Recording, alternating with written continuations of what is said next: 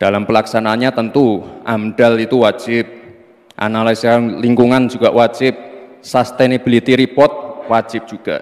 Dan jangan sampai ada alih fungsi lahan yang sekiranya merugikan pengusaha lokal, UMKM lokal, ataupun masyarakat adat setempat.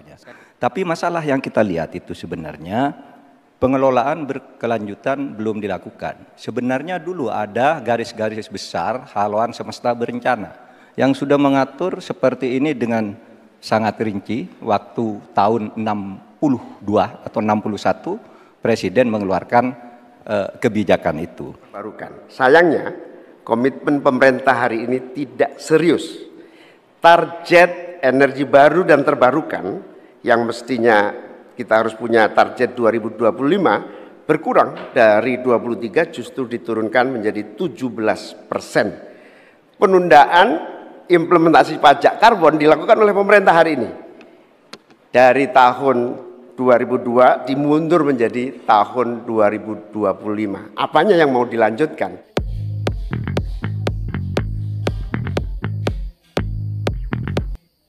Ini pertanyaan untuk calon wakil presiden nomor urut 2, Bapak Gibran Rakabuming Raka.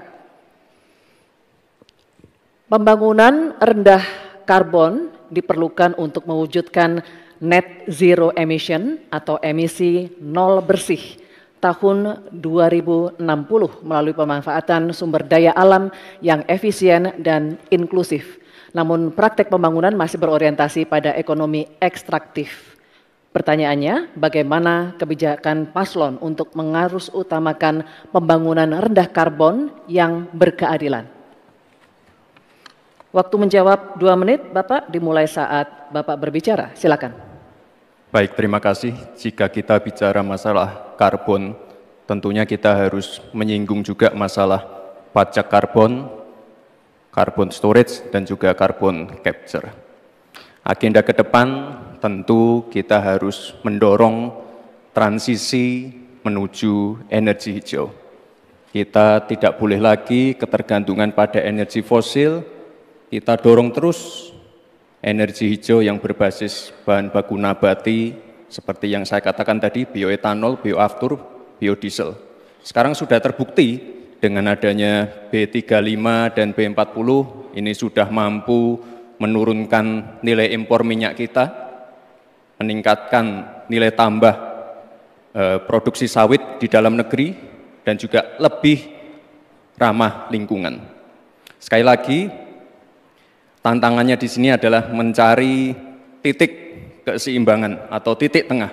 Kita ingin menggenjot hilirisasi industri, tapi kita juga wajib menjaga kelestarian lingkungan. Kita ingin meningkatkan produktivitas petani dan juga sektor maritim, tapi kita juga wajib menjaga keseimbangan alam. Dalam pelaksanaannya tentu AMDAL itu wajib, analisa lingkungan juga wajib, sustainability report wajib juga, dan jangan sampai ada alih fungsi lahan yang sekiranya merugikan pengusaha lokal, UMKM lokal, ataupun masyarakat adat setempat. Sekali lagi, potensi energi baru terbarukan juga luar biasa sekali. Ada energi surya, angin, air, bioenergi, panas bumi, dan kita punya potensi yang besar sekali, 3.686 gigawatt. Terima kasih. Terima kasih, Bapak Gibran Rakabuming Raka. Baik, sesinya masih berlanjut, Bapak Ibu. Terima kasih. Kami persilakan sekarang untuk calon wakil presiden nomor urut 3, Bapak Mahfud MD, untuk menanggapi. Waktunya 1 menit dimulai saat Bapak berbicara. Silakan. Baik, terima kasih. Saya sudah menyimak dengan baik, meskipun saya agak koreksi sedikit terhadap pertanyaan tadi.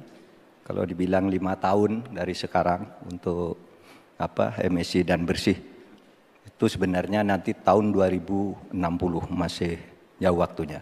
Tapi masalah yang kita lihat itu sebenarnya pengelolaan berkelanjutan belum dilakukan. Sebenarnya dulu ada garis-garis besar haluan semesta berencana yang sudah mengatur seperti ini dengan sangat rinci. Waktu tahun 62 atau 61 Presiden mengeluarkan kebijakan itu.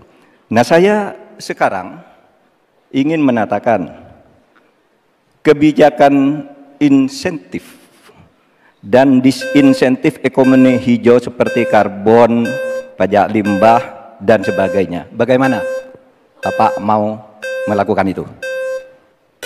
Baik, waktunya habis. Terima kasih. Selanjutnya, calon wakil presiden nomor urut 1, Bapak Muhaimin Iskandar. Kami berikan kesempatan juga untuk menanggapi. Waktunya 1 menit, dimulai ketika Anda berbicara. Silakan. Ya, memang pajak karbon ini salah satu, bukan satu-satunya. Yang paling penting adalah dipersiapkan transisi energi baru dan terbarukan. Sayangnya, komitmen pemerintah hari ini tidak serius.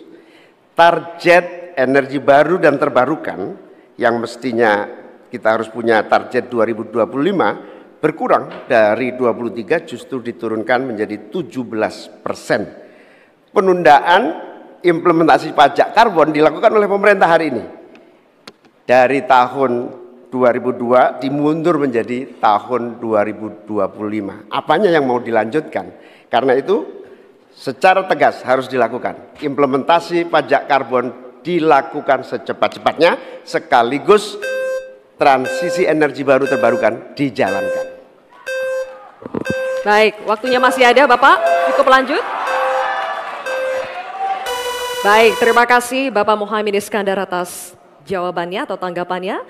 Selanjutnya, kami persilakan calon wakil presiden nomor urut 2, Bapak Gibran Rakabuming Raka untuk merespons tanggapan dari calon wakil presiden nomor urut 3 dan calon wakil presiden nomor urut 1. Waktunya 1 menit dimulai saat Bapak berbicara, silakan. Terima kasih Prof. Mahfud dan Gus Muhaimin. Untuk masalah insentif, komitmen, ini bisa kita kasih contoh yang sudah berjalan saja. Contohnya pembangkit listrik tenaga surya yang ada di Cirata. Itu kan kerjasama dengan PT Masdar dari Uni Emirat Arab. Ini kan juga ada insentifnya, Prof. Ada tax holiday, tax allowance, ada pembebasan biaya modal juga, sehingga akan mendorong perusahaan-perusahaan untuk berinvestasi di bidang transisi energi hijau.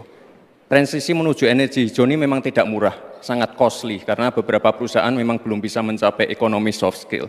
Tapi yang jelas adalah komitmen kita pasti akan meningkatkan bauran listrik PLN yang sekarang cuma 20%, ini harus ditingkatkan lagi ke depan. Terima kasih.